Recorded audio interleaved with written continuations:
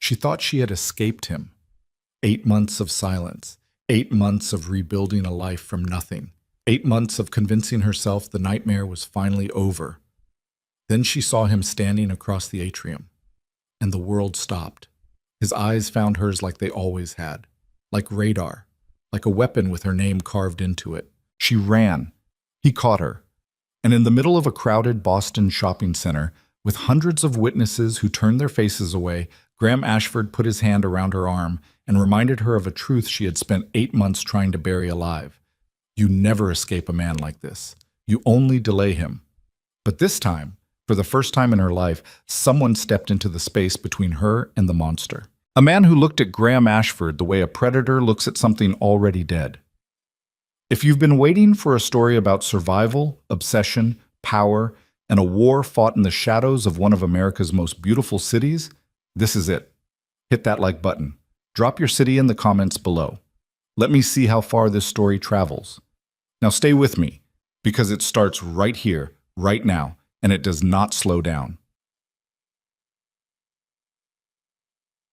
The morning Vivian Hart decided to finally stop flinching at shadows, the shadows came looking for her. It had been a small decision, really, nothing dramatic. She had woken up at 7:45 in her studio apartment on Marlborough Street, made coffee the way she liked it now. Black, no sugar, a habit she had adopted because Graham had always insisted she take cream in 2 spoonfuls. And told herself, standing in the thin November light coming through her kitchen window, that she was going to have a normal Saturday. She was going to shower, get dressed, walk through Boston like a woman who belonged to herself. Maybe buy the winter coat she had been putting off for 3 weeks because spending money on herself still felt like a transgression she hadn't fully earned the right to commit. 8 months. 8 months since she had left Connecticut in the middle of the night with a single bag, $2,000 in cash. She had been hiding in a hollowed-out art book for over a year, and a level of fear so complete and physical that she had driven 4 hours on the highway without once feeling her hands on the steering wheel. 8 months since she had stopped being Mrs. Graham Ashford. 8 months since she had started being Vivian again. It wasn't a clean recovery. She wasn't going to pretend it was. She still slept with the bedroom door locked even though she lived alone. She still scanned parking lots before walking to her car. She still had mornings when she woke up certain she could hear his voice on the other side of the door, that deep, controlled conversational tone he used when he was at his most dangerous, which was so much worse than screaming. But she was getting better, slowly, unevenly, like a bone that had healed slightly wrong and had to be rebroken to set properly. There were still days that felt like the rebreaking. There were more and more days now that felt like something else. She had the job at the Callaway Gallery on Newbury Street, which she genuinely loved in a way that surprised her, because she had spent so long inside a life where everything was curated for Graham's approval that she had nearly forgotten what her own taste actually felt like. She liked contemporary sculpture. She liked the artists who came in nervous and left with checks. She liked her coworker Dara, who talked constantly and never once asked Vivian anything too personal, which was either remarkable perceptiveness or blissful self-absorption, and Vivian didn't particularly care which. She liked being ordinary. She liked it desperately. The Keller Center Mall was not her usual territory. It was the kind of place built for a different tax bracket. 4 stories of marble floors and glass ceilings and stores that didn't put prices on their window displays because if you needed to see the price, you were already in the wrong building. But the coat shop she had her eye on was there, a small boutique on the 3rd level that a woman from the gallery had mentioned. And Vivian had told herself that she was allowed to have one nice thing. She arrived just before noon, when the atrium was full of Saturday shoppers moving in the slow, purposeful patterns of people with money and nowhere urgent to be. The holiday music had started early this year. It was only early November. And it drifted down from the upper floors in a way that felt slightly aggressive, like cheerfulness being administered without consent. Vivian moved through the ground level with her hands in her jacket pockets. She had dressed practically. Dark jeans, ankle boots, a gray wool jacket that was warm enough but starting to lose the argument with the Boston winter. Her dark hair was down, loose around her face. She wore almost no makeup. Graham had liked her made up. Graham had opinions about everything she put on her body, every surface she presented to the world, as though her appearance were a product he had manufactured and retained the rights to. She had cut her hair to her shoulders 2 weeks after arriving in Boston, just to do it.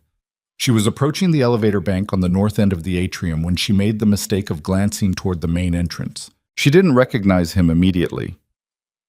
The mind has a self-protective delay, a half-second where it refuses to confirm what the eyes have already understood. She saw a tall man in a charcoal overcoat standing near the fountain at the center of the atrium, flanked by two other men who had the flat, watchful posture of people hired to stand between their employer and the world. Her eyes moved past him, moved back.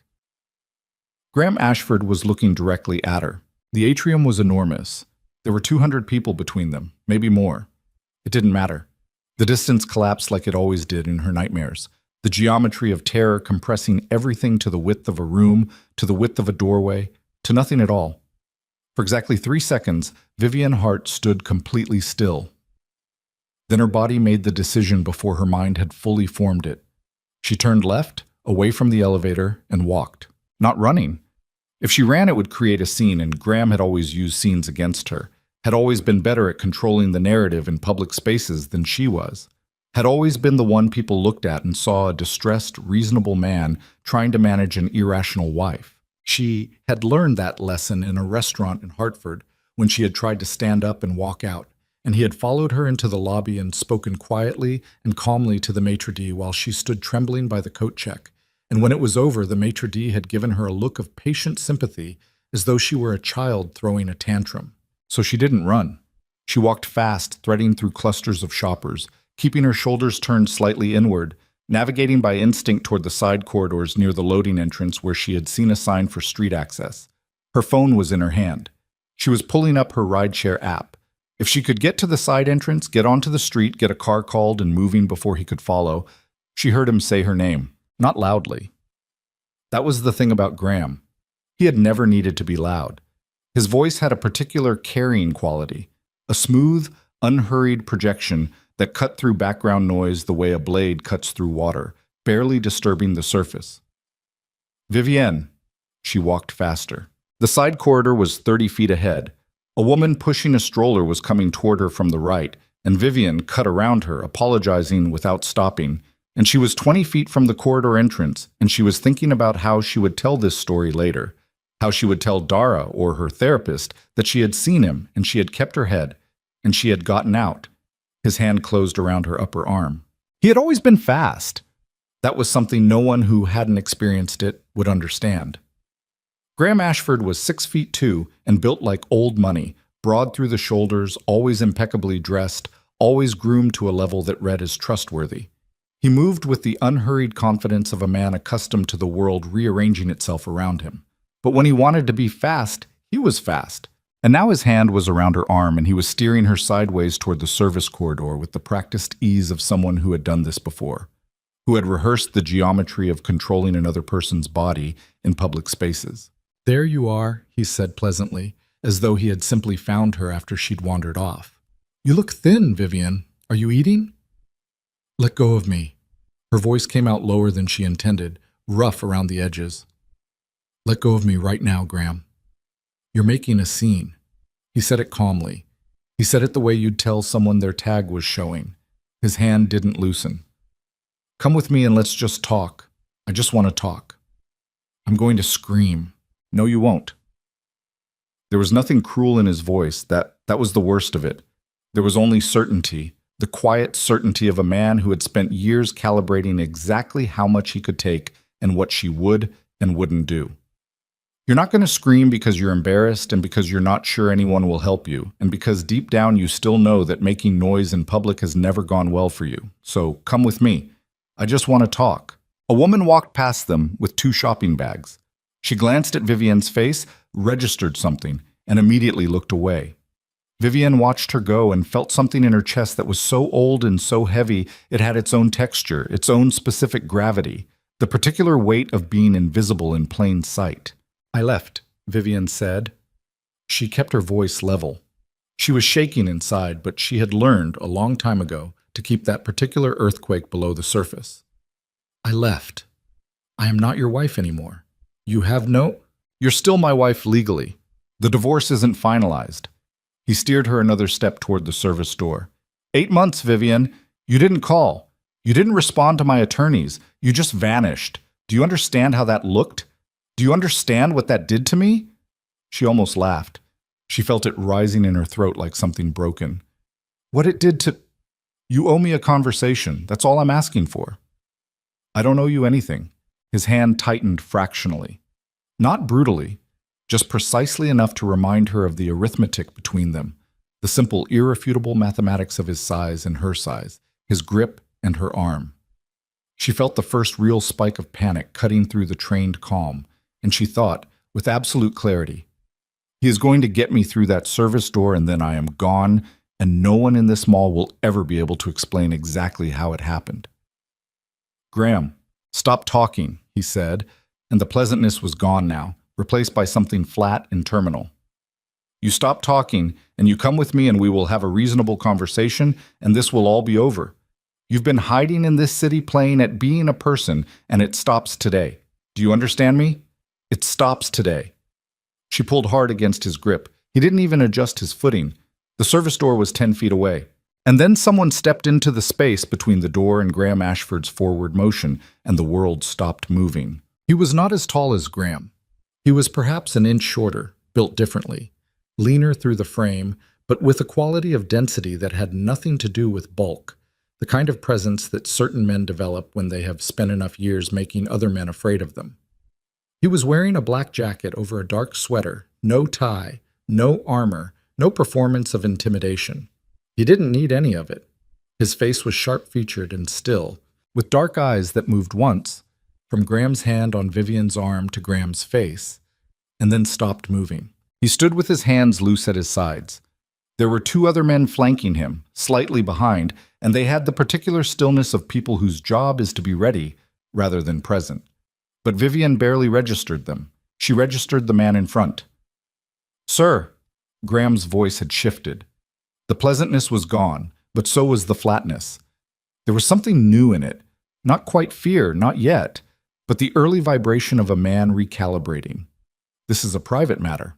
The man looked at Graham for a moment without speaking. Then he looked at Vivian. His gaze was direct and entirely without pity, which was strange because pity was what she usually got from strangers in these moments, when they looked at her face and understood something was wrong. He didn't look at her like she was a victim. He looked at her like she was a person. "Are you all right?" he asked her. His voice was quieter than she expected, unhurried. "She's fine," Graham said immediately. "She's my wife, and we're having a... I wasn't talking to you." He said it without looking at Graham. His eyes stayed on Vivian. She became aware that the area around them had shifted. The foot traffic nearby had slowed without stopping. Shoppers recalibrating their routes in that instinctive way, crowds responded to the electric charge that precedes violence. Nobody was leaving. Nobody was getting closer. "No," Vivian said. Her voice came out steadier than she had any right to expect. "I'm not all right. He has my arm, and I want him to let go, and he won't." The man's eyes moved to Graham's hand on her arm, then back to Graham's face. He reached up, unhurried, and pulled his right hand from his jacket pocket. He was wearing 3 gold rings, the kind of rings that were not decorative, that were weight and statement and warning. He looked at them briefly, as though confirming something, and then he began to remove them. He handed them, one by one, to the man on his left without looking away from Graham. The gesture took perhaps 8 seconds total. In those 8 seconds, the 2 security-hired men who had been flanking Graham made a small, quiet retreat. 2 steps back, no more. Just enough to register clearly that they were employees and not loyalists, and that the parameters of their employment had just encountered a boundary they had not been briefed on. Graham's hand did not release her arm immediately. It took another second, which was 1 second too long, but it did release. "I don't know who you think you are," Graham began, and the sentence had started with architecture. It had started like it was going to become a full threat, but it lost its scaffolding somewhere in the middle, and it just sat there, incomplete. "Walk away," the man said. 2 words. No elevation. No threat in the tone itself, just the level, absolute certainty of a man stating a fact of physics. Graham's jaw tightened. Vivian watched it happen, watched the calculation running behind his eyes, watched the precise social arithmetic of a powerful man assessing another powerful man in a public space and arriving, for possibly the first time in his adult life, at a result that did not favor him. "This conversation isn't over," Graham said. He was looking at Vivian when he said it, not the man in front of him, her, because that was who the message was for. Then he straightened his coat, turned, and walked away. His two men followed without making eye contact with anyone. Vivian stood still for a moment. Her arm throbbed where Graham's grip had been. She was aware of her own breathing, shallow, too fast. The hyperventilation she always suppressed because showing physical fear in front of Graham had always cost her something. She looked at the man. He was watching Graham's retreating figure. When she looked at him, he looked back at her. "Do you need a doctor?" he asked. "No." She paused. "No, Thank you. That was... Is he actually your husband?" She felt the word land wrong, the way it always did. "We're separated. Legally, not yet, but yes." He was. The man nodded once, like this was information he was filing away rather than reacting to. "Do you have somewhere safe to go right now?" The question was practical, without sentiment. "I have my apartment." "He doesn't know where it is?" She opened her mouth to say no, and then closed it, because the answer was she didn't know. 8 months ago, she had assumed he didn't know. But Graham Ashford had money and a network of people who did things for money, and 8 months was a long time, and the truth was she had been operating on the hope that she was hidden rather than the certainty. The man was watching her face. Whatever she didn't say, it communicated. "Come with me," he said. She looked at him. "I don't know you." "No," he said. "You don't." It was such a strange answer. It wasn't reassurance, it wasn't charm. It was just a simple acknowledgement of the fact, offered without any attempt to paper over it. "That's not..." She stopped. "That's not a reason to go with you." "No, it's not." He held eye contact with a steadiness that was different from the way Graham had always held eye contact with her. Graham's gaze had always been possessive, measuring, a form of surveillance. This man looked at her like she was the one making the decision, like he had stated his position and the rest was actually hers to determine. "You can also stay here, call someone you trust, and go from there. Your choice." His phone buzzed. He took it out, looked at the screen, and his expression shifted. Not dramatically, just a small tightening around the eyes that suggested the information he was reading was relevant and probably unpleasant. He typed a brief response, pocketed the phone, and looked at her again. "He's not gone," he said simply. "He's moved to the parking structure. He's waiting. That's my read of it. You can disregard it." She stood there in this corridor of the Keller Center Mall on a Saturday afternoon in November, with the ghost of Graham's grip still on her arm, looking at a stranger who had no reason to still be standing here and was still standing here. She thought about her apartment on Marlborough Street. She thought about the lock on her bedroom door that Graham wouldn't know about, but that also wouldn't stop him if he had decided this time to stop applying social pressure and simply escalate. She thought about 8 months of careful, painstaking rebuilding, and she thought about the look on Graham's face when he'd said it stops today. She believed him. She had always believed him when he said things like that. It was one of the few forms of honesty he was capable of. "Okay," she said. The car was black, long, and pulled to the service entrance within 4 minutes. Vivian sat in the back with her bag in her lap and her hands pressed flat against her own thighs, a grounding technique her therapist had taught her for when the anxiety spiked past the manageable line. The man sat on the other side of the seat, a full arm's length between them, looking at his phone. He didn't fill the silence with talk. She appreciated that, despite herself. "I didn't get your name," she said eventually. He glanced up. "Roman." "Roman what?" A brief pause. "Voss." The name didn't mean anything to her. She filed it away. "I'm Vivian." "I know," he said. She felt the small cold drop of that land somewhere between her shoulder blades. "How?" He was quiet for a moment, not evasively, more as though he was deciding how much of a true answer to give her right now. "Later," he said. "Let's get you somewhere first." She should have pressed. She knew she should have pressed. But the car was warm and Graham was not in it, and she was running on adrenaline and the kind of exhaustion that came from months of sustained low-level terror. And for exactly this moment, she let the answer wait. Outside, Boston moved past the windows in the flat gray light of early November. the old brownstones, the river behind the parkways. The city she had chosen because she hadn't known anyone in it, which had seemed like a flaw at the time, and had turned out to be the only smart thing she'd done. The building Roman Voss owned was not what she had expected, though she couldn't have said precisely what she had expected. It was on the waterfront, an old industrial conversion, the kind that Boston had produced in waves through the 90s and 2000s, all raw concrete and enormous windows and views that made the monthly cost incomprehensible to anyone who wasn't accustomed to thinking in those terms. The lobby had no art on the walls and no concierge desk, just a keypad and a single security camera positioned above the elevator bank, and a man in a charcoal jacket who nodded at Roman with the specific economy of gesture that communicated both familiarity and function. The elevator opened into a penthouse that occupied the full top floor of the building and looked, through its floor-to-ceiling windows, directly south over Boston Harbor. The water was gray-green and choppy in the November wind, and the light on it had the flat, pewter quality of a city preparing for winter. Vivian stood in the middle of the living space and turned slowly. It was sparse in a way that felt deliberate rather than unfinished. A long, dark sofa, a low table, bookshelves on the north wall, heavy and actual. Not decorative, not staged for effect, but a working collection of books that had clearly been read, many of them twice. No personal photographs, nothing on the walls.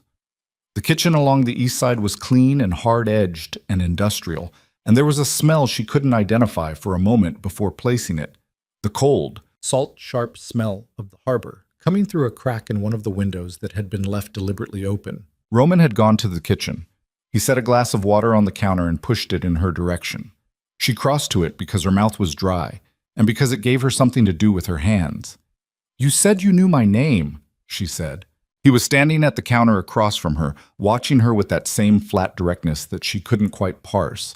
It didn't feel like surveillance, and it didn't feel like attraction. It felt more like attention, the specific, undivided kind that she had almost forgotten existed. "Yes.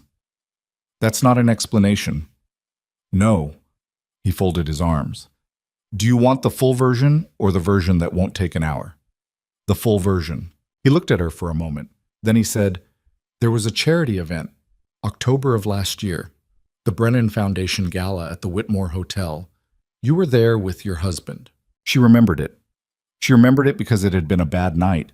Graham had been in a mood she recognized, the pressurized kind.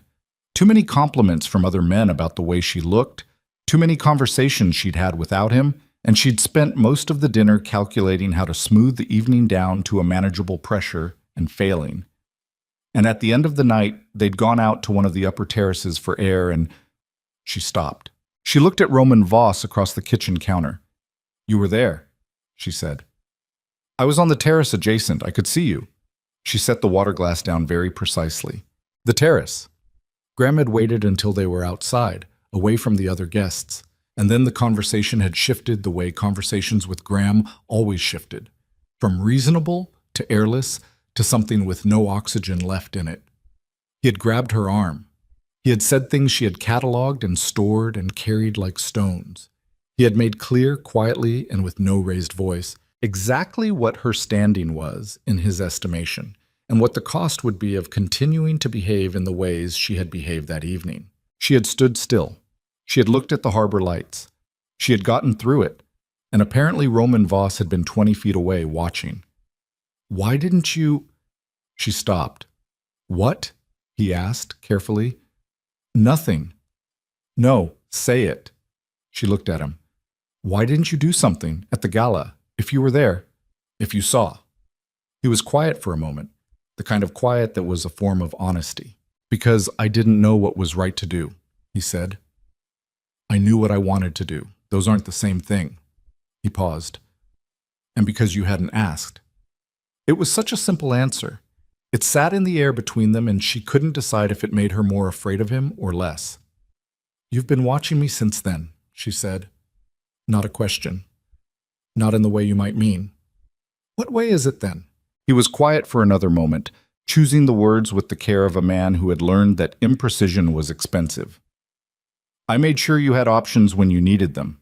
The gallery position, the opening was created by someone who owed me. Your lease on Marlborough Street. The previous tenant was relocated at my request. The neighborhood watch arrangement for the block around your building." He stopped. "Not surveillance, structure. Things to make the city safer for you to live in." Vivienne felt the room tilt very slightly. Not metaphorically. Actually, physically, the floor seemed to have shifted a fraction, the way rooms sometimes did when the information inside them was trying to rearrange itself into a new geometry. She gripped the edge of the counter. "You arranged my job," she said. "Yes." "My apartment." "Yes." "For why? You don't know me. You saw me on a terrace at a party for 30 seconds. He looked at her steadily. "I know what I saw. That doesn't—" She felt the first real edge of anger beginning to cut through the shock, which was actually a relief because anger was cleaner than fear. "That doesn't give you the right to arrange my life. Without telling me, without—" "No," he said simply. "It doesn't." The admission stopped her. Then why? He looked at the harbor for a moment, then back at her. "Because I could. And because I was tired of watching people with money and power use it to make other people smaller." A pause. "That's the honest version. It's not a comfortable answer." "No," she agreed. "It really isn't." She stood in the kitchen of Roman Voss's penthouse and tried to hold two realities simultaneously. The reality in which he had violated her autonomy completely, had constructed her freedom without her knowledge like a set designer building a stage, and the reality in which, without what he had constructed, she might not have had a life to live in at all. Both of these things were true. She didn't know what to do with that. "Graham is going to come for me," she said, the practical reality reasserting itself because it needed to. "He said it stops today." He meant it. I know him. He has people and money, and he's not going to walk away from this." "I know," Roman said. "I can't stay here." "That's not what I'm asking." She waited. "I'm giving you options," he said. "Real ones this time, not ones I arranged without your knowledge." Something moved briefly in his face, too fast to identify. "I can get you out of Boston tonight. New identity, resources, a city of your choosing, documentation that will survive scrutiny. You disappear, and Graham Ashford never finds you." She listened. "Or," he continued, "you stay. Not here, or here if you want, it doesn't matter to me. You stay in Boston, and you let me handle Graham." "Handle him how?" The way he said the next sentence was almost offhand, which was somehow more frightening than any performance of menace could have been. The way men like that get handled when someone finally stops looking away. The silence stretched. Vivienne looked at this man who had watched her on a terrace and then quietly, systematically rebuilt the infrastructure of her life without ever introducing himself, and tried to read what was underneath the steadiness. What the steadiness was protecting. What it was costing him to maintain it. "You said you'd give me options," she said. "Real ones." "Yes." "Then tell me who you are first. All of it. Because I just figured out that my job, my apartment, and apparently my neighborhood are parts of a structure you built. And I'm standing in your penthouse, and you haven't been honest with me about the most important part yet." He held her gaze for a long moment. "No," he said, "I haven't." He pushed off the counter and walked to the large south-facing window, the one that looked directly over the harbor, and he stood there with his back to her for just a moment, not avoiding her, just looking at the city, the way people sometimes looked at things when they were assembling the truth into an order they could actually hand to someone. Then he turned around. "My name is Roman Voss," he said. "I run legitimate businesses. Shipping, real estate, logistics. I employ 1,100 people in this city, have 200 more in other states. I pay my taxes." A brief pause. "And I run the most established criminal syndicate in New England. Have for 11 years. Every significant illegal operation in Boston operates either with my permission or not at all." Vivienne didn't say anything. "The legitimate businesses are real," he continued. "They generate real revenue. They're not fronts, they're actual companies. But they exist alongside the other thing. They always have." He folded his arms. "Graham Ashford is a powerful man by the standards of his world. In mine, he's a civilian. He doesn't know that yet. He will." The harbor light moved behind him on the glass. "I'm telling you this," he said, "because you asked me to, and because you deserve to know what kind of man you're deciding whether to trust." A pause. I'm not asking you to trust me. I'm asking you to make an informed decision. Vivian Hart stood in the kitchen of the most dangerous man in Boston and let the information settle into her bones. She had run from a monster. She had run into a different kind of darkness entirely. The difference, and it was a difference she was going to have to decide the weight of, starting right now, was that this darkness had turned on a light and shown her where the edges were. If I stay, she said carefully, and you handle Graham, what does that cost me? He looked at her with an expression that was almost surprised. Almost. Nothing, he said. I don't believe that. Good, he said. You shouldn't believe anything a man tells you for free, but in this case, it's true. He held her gaze. I'm not Graham Ashford. I'm not going to construct a debt and collect on it. You're not currency.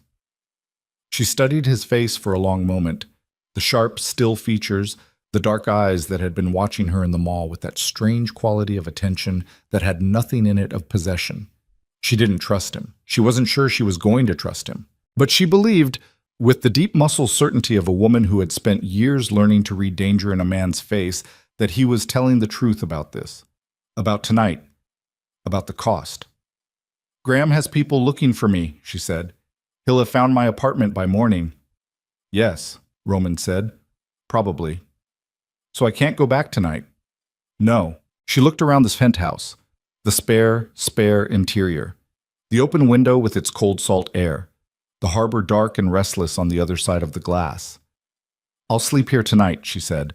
Tomorrow I'm going to ask you every question I have, and you're going to answer all of them, and then I'm going to decide. Roman Voss looked at her for a moment. Okay, he said.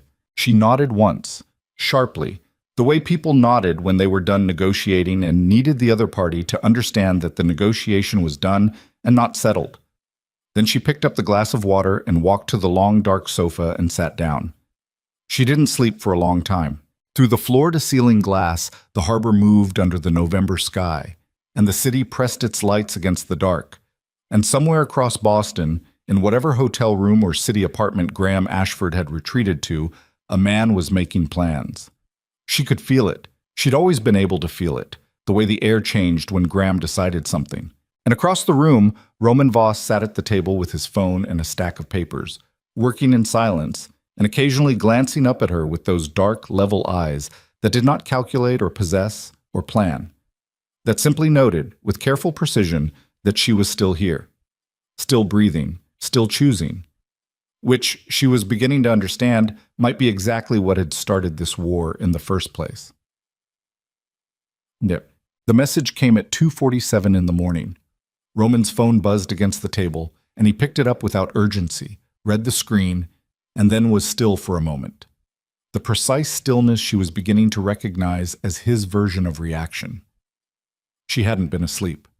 She'd been lying on the sofa with a blanket one of his men had produced, watching the ceiling. "What is it?" she asked. He looked at her across the dim room. "Graham hired people tonight," he said. "There are 4 of them. They're already in Boston." A pause. "They have your address." The cold moved through her and she sat up. "So it's already started," she said. Roman set the phone down and stood up, and there was something in the way he moved, unhurried, entirely without alarm, that was both more frightening and more steadying than anything else could have been. "Yes," he said, "it's already started." He looked at her. "Question is," he said quietly, "whether it ends on his terms or ours." The 4 men had names, but Roman didn't use them. He used their designations, numbers, positions, the shorthand of a man who had long ago stopped thinking of opposition as individuals and started thinking of them as problems with specific geometries. He stood at the kitchen counter with his phone and a second device that had appeared from somewhere, a flat, matte gray thing that looked nothing like a consumer product, and he made calls in a voice so low and even that Vivian, from the sofa, could hear the tone but not the words. She sat with the blanket around her shoulders and watched him and tried to take an honest inventory of her own condition, terrified.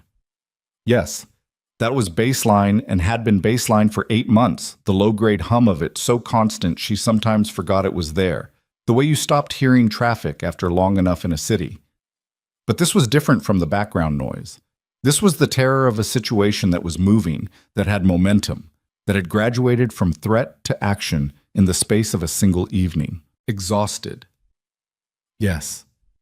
The adrenaline of the mall had burned through her reserves, and what was left was the gritty, abrasive tiredness that sat behind the eyes and made clear thinking cost more than usual. And something else. Something she didn't have a clean word for.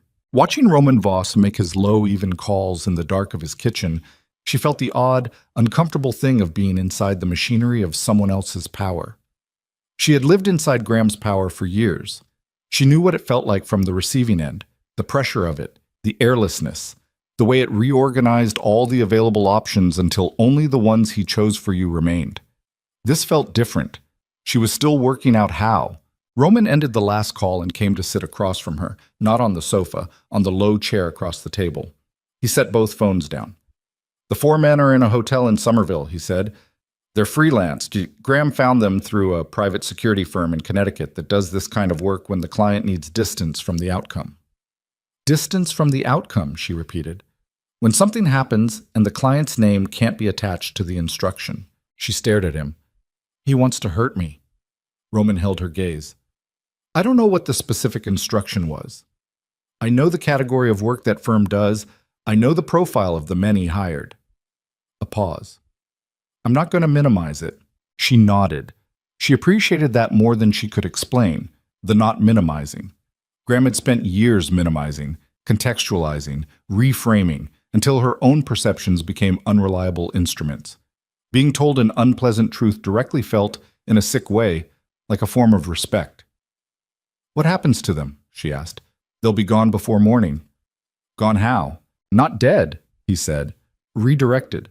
There are methods that don't require violence when the problem is men who are only committed to the work because they've been paid for it. We match the payment and reframe the job. They go home." Graham loses his investment and his operational capacity for the next 48 hours, which is enough time to build a different set of walls around you. She pulled the blanket tighter. "And then what? He hires different people." "Yes." "And you redirect them too?" "That becomes expensive for him. And visible. Invisibility is the one thing men like Graham Ashford cannot survive." A brief pause.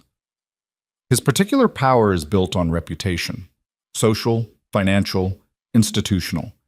He needs to be seen as stable, controlled, legitimate. Every time he reaches for you directly, he creates a trail. I'm going to make sure that trail gets walked by the right people." Vivian was quiet for a moment. "You've thought about this before tonight." He looked at her without flinching from the implication. "Yes." "For how long?" "Long enough." The answer sat between them in the dark, and she let it sit there because pulling on that thread right now, at 3 a.m, with her hand still unsteady, felt like more honesty than her nervous system could currently process. "Try to sleep," he said. "There's a room. You don't have to use it." "I'm not going to sleep." "Then don't." He stood, picked up one of the phones. "I'll be here." He moved back toward the kitchen, and she lay down on the sofa because her body had made that decision independent of her mind, and she stared at the ceiling and listened to the faint harbor sounds, and to the almost inaudible sound of Roman Voss working through the night, and she did not sleep for another 2 hours. Then, against every intention, she did. Debt. Morning came in flat and gray through the enormous windows. Vivian woke to the smell of coffee and the specific quality of Boston November light that had no warmth in it whatsoever, just illumination, like a fluorescent bulb over a hospital hallway. She lay still for a moment, performing the half-second of disorientation that came with waking in an unfamiliar space, and then the previous day assembled itself in sequence, and she sat up. Roman was at the kitchen counter. He had changed at some point. Same dark palette, different clothes, and he was reading something on the mat device while a coffee maker finished its cycle. He looked up when she moved. "Coffee," he said. It was not a question. "Yes." She used the bathroom off the main room, and when she came back there was a mug on the counter. Black. No accompaniment. He had paid attention. She stood at the counter and drank it and looked at the harbor in the morning light. The water was calmer today, a deep gunmetal color, and there were container ships moving in the middle distance with that slow, enormous patience of very large things. "The four men?" she asked. Redirected. Checked out of the Somerville Hotel at 5:30. Graham? Still at the Four Seasons on Boylston. He hasn't moved yet. She held the mug in both hands. He'll know they're gone. By mid-morning, probably. He'll make calls. He'll either find a replacement operation or he'll try something more direct. A pause. My instinct is direct. He doesn't seem like a man who responds to failure by waiting. He's not. She stared at the water. He doesn't recalibrate. He escalates. Tell me about him. The request was straightforward. No performance of sympathy around it. She looked at him. He was watching her with that specific quality of attention, the whole room kind, the kind that made you feel like the only thing in his visual field. She had told this story before, to a therapist in a grey office in Cambridge, once, haltingly, to Dara, who had cried and then apologized for crying because it wasn't her pain to cry about. She had told it in fragments, in the safe, curated version that kept the worst pieces in the category of implication rather than statement. She found, standing in this kitchen on this particular morning, that she didn't have the energy for the curated version. He's smart, she said. That's the first thing. He's genuinely smart and he's patient and he understands systems, how they work, how to use them, how to make them serve his interests. He built his company from a regional construction firm into a $50 million commercial development operation in 10 years. He did it by knowing exactly who to cultivate, who to neutralize, and how to make both look effortless. She drank coffee. He married me because I fit the image he needed at that point in his career. She paused, not with emotion, more with the faint irritation of someone pulling a word out of a stuck drawer. I was visible enough.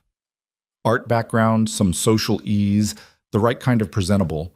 I was also not connected enough to have loyalties that could complicate him. I didn't have a family with reach. I had some friends, but not the kind who would organize around me if something went wrong. Roman said nothing. He listened. It was gradual, she continued. That's the thing they don't tell you in the informational materials about this kind of situation, how completely gradual it is. There's no moment when you look around and say, this is it, this is the line. There are just 1,000 small recalibrations over years, each one individually arguable, each one with a reasonable sounding explanation, until one day you're standing in your kitchen at 6 a.m. calculating whether you're allowed to leave the house without asking permission, and you genuinely can't remember when that calculus became normal. She set the mug down. The physical part was less frequent than people imagine. It was present. I'm not going to claim otherwise, but the physical part was almost secondary to the other thing. The constant management of his perception of you, the maintenance of a version of yourself that kept his temperature stable. That was the full-time job. She looked at her own hands on the counter. You lose yourself in pieces, very small pieces. You don't notice until they're gone. Roman's jaw had tightened fractionally. She noted it. He won't stop, she said. Not because he loves me. I want to be clear on that. Whatever this is, it's not love. It's inventory control. I left, which means something that belonged to him made a unilateral decision, and that is the thing he cannot tolerate. The fact that I've been in Boston for 8 months, functional and intact, is a direct affront to his understanding of the order of things. Roman picked up his coffee. He was quiet for a moment. Is there anyone in Connecticut who would move against you if he asked? Family, lawyers, anyone with enough stake in his operation that they'd treat you as a loose end? The question was so practical it almost made her laugh. His attorney, possibly, a man named Terrence Fell. He's been with Graham for 12 years and he does the kind of legal work where the main qualification is comfort with ambiguity. She paused.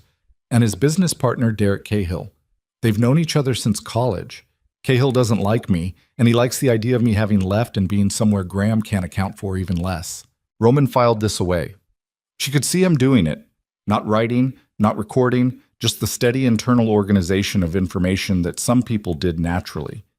I need to know something, she said. Go ahead. Last night you gave me options. Leave Boston with a new identity, or stay and let you handle it. Yes. The leaving option. Is it still available? He looked at her steadily. Yes. Even now? Even after last night? The resources required are the same either way. The offer doesn't expire because you chose to sleep on my sofa rather than walk out the door. She held his gaze. Why does the offer not expire? What do you get from keeping it open? He was quiet for a moment, the kind of quiet that told her the answer was real, and he was checking it before he said it. The ability to look at myself. It was such an unexpected answer that she just stood there for a second. That's it, she said. That's it. She studied him. He didn't look away, didn't shift, didn't offer her any more architecture around the statement. It just sat there, bare and simple, and she found it more credible than anything with more words on it would have been. I'm staying, she said. Something moved through his expression, very fast, too fast to name. Then it was gone. Okay, he said. By 10 that morning, Roman's people had moved her clothes and necessary items from the Marlborough Street apartment, the job done cleanly and quickly enough that she didn't need to think too hard about what their other capacities might be. Roman had given her the guest room, sparse, white walls, a window looking east over the water. And when she came out, she found two of his men at the table and Roman standing with his back to her, looking at something on the mat device, speaking in a low, flat tone to someone on the phone. She poured herself more coffee and sat at the far end of the table. The man on Roman's left was named Kellen. He was perhaps 30, compact and quiet, with the particular quality of stillness that Vivian had come to associate with people who had trained themselves out of involuntary physical reaction. He had a laptop open and was moving through screens quickly. The other man was older, 50s, heavy through the chest, gray at the temples. He'd been introduced as Price, just Price, and he looked at Vivian with the frank, measuring appraisal of someone deciding how much of a variable she was. She looked back at him with equal steadiness. After a moment, he nodded once. Apparently, she'd passed some tests she hadn't been informed she was taking. Roman finished his call, put the phone down, and turned. He looked at her and then at the table. Graham contacted a second firm this morning, Kellen said without looking up from his screen. Chicago-based. He's not going through the Connecticut operation again. Larger budget this time. We're looking at a 6-figure engagement. Vivian set her mug down. He's serious, Price said, and looked at her again, and this time the look was not appraisal but information. He was telling her something she needed to understand. I know he's serious, she said. With respect, Price said, knowing someone is serious and understanding what 6 figures buys in this context are two different things. Then explain the difference. He looked at Roman. Roman gave a faint tilt of his head that said, Go ahead. Connecticut firm, that's low-end work, Price said. Intimidation, surveillance, retrieval, men who are good at controlling a single person in a private space. The Chicago outfit is different. They do operational work, coordinated, planned, executed under time pressure. They've handled extractions in hostile environments. What Graham is commissioning now is not come get my wife. It's a military-grade problem solution package. Vivian was quiet. He's not trying to talk to you anymore, Roman said. He was looking at her directly. He's moved past that. The word retrieval was still sitting in her mind with the cold precision of a clinical term that had been chosen specifically because the alternative terms were worse. Okay, she said, because what else was there? Okay, she said again, more firmly. So what changes? Roman pulled out the chair at the head of the table and sat down. He had the qualities, she noticed, of a man who never moved to fill space, who occupied exactly what he needed and no more, which in practice made him seem larger than men who performed their size loudly. You don't leave this building unescorted, he said, non-negotiable. For how long? Until the Chicago contract is dissolved. And you can do that? Yes. How? The same way the Connecticut problem was dissolved. Money, in the first instance. If that doesn't work, other methods. She held his gaze. What are the other methods? He returned the look evenly. I won't give you details. Not because I'm protecting you from them, but because the details are not something you need to carry.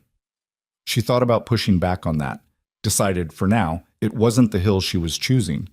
And Graham himself? Roman glanced at Kellen. Kellen turned the laptop to face the table.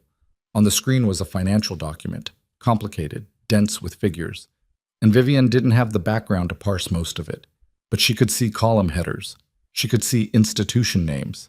Graham Ashford's primary operating company, Ashford Development Group, runs on a revolving line of credit through 3 institutions, Kellen said. The credit line is collateralized against pending projects in Hartford and New Haven. Both projects depend on municipal contracts. He paused. Those contracts are up for renewal in 7 weeks. We have 2 people on the relevant committees, Roman said. Vivian stared at the document.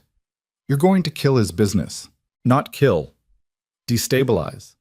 Enough that his attention and resources come home, away from Boston, away from you. He paused. It buys time. Then we build the next phase. What's the next phase? Roman was quiet for a moment. The legal exposure, he said. Graham has been careful. He's very good at operating just inside the lines, at making his worst behavior happen in spaces where there's no documentation. But careful men make mistakes when they're under pressure. When his finances start to compress, he'll make decisions he wouldn't make from a stable position. A pause. We're going to be there when he makes them. Vivian sat back. She was looking at Roman Voss, this man who had watched her on a terrace, who had silently restructured the available geography of her life, who was now dispassionately laying out the architecture of Graham's destruction with the tone of someone discussing a logistics problem. And she was trying to locate, precisely, the line between this is someone protecting me, and this is someone who has decided to go to war, and I am the declared reason. She wasn't sure the line existed. The gallery, she said. Roman looked at her. My job, she said. Am I still going in? Something shifted in his face, surprise maybe at the specificity. Not this week. I need to call Dara, my coworker. She'll be already handled. Kellen contacted the gallery this morning. Family emergency, out of state, return date flexible. She stared at him. You did that without asking me. Yes. A pause. I'm sorry, that was the wrong call. I made it quickly. The apology landed in a way she hadn't expected.